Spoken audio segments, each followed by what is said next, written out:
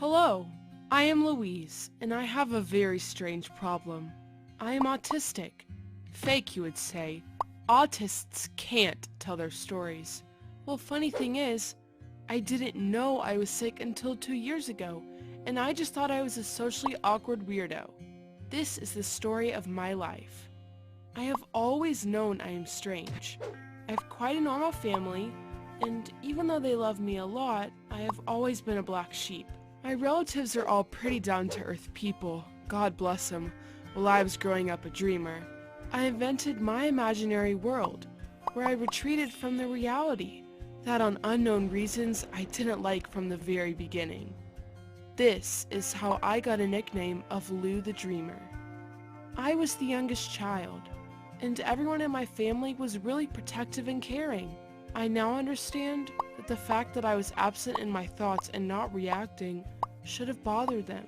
But in our community, no one is really well informed about psychological disorders, so they just thought I would grow it over at some point. Of course, I didn't. I then went to school, and this is when the terror began. Children were just laughing at me because I could not sit at the desk the whole day without even moving, not responding, staring somewhere. Some of the brave ones even tried to pinch or poke me with pencils to see if I would react to pain. At the same moment, I was somewhere in my dreams. You can imagine why I didn't want to return back. This is how I became Stupid Lou. But there was the bright side. I was really in love with math. Math was the only thing that could make me stay reactive and concentrated in this world for a long time. Numbers were my best friends. I could feel them. I was even sure each number had its own character. I could spend hours doing mathematical tasks, and I was the best in class at this subject. I actually studied math on my own, being pretty much ahead of our curriculum. Obviously, it didn't add to my popularity. During all my school time, I didn't make a single friend. That was how I was dragging myself through all these years, a bullied creep. And the worst thing was that I couldn't see any hope. However, my math teacher, who was very nice to me, once advised me to visit a psychologist. She said that I could improve my relationships with my classmates this way. I got the point. I found a teenage psychologist, and together with my mom visited her the same week. She listened to me very attentively and asked if I had ever been tested for autism spectrum disorders. I didn't even know the term, honestly, and neither did my mom.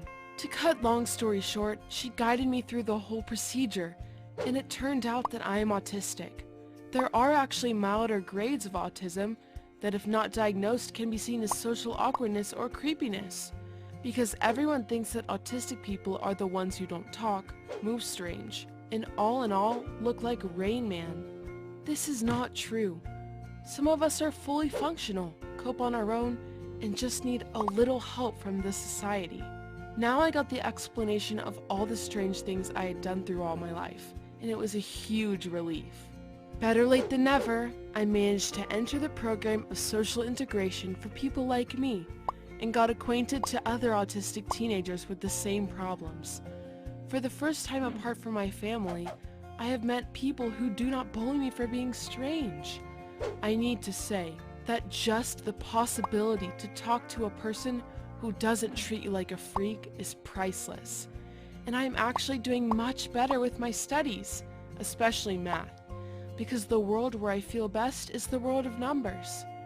Now my ambition is to enter the community college, and I'm doing my best to reach this goal. I hope that life will be nice to me in the future, because I now know how to better deal with it.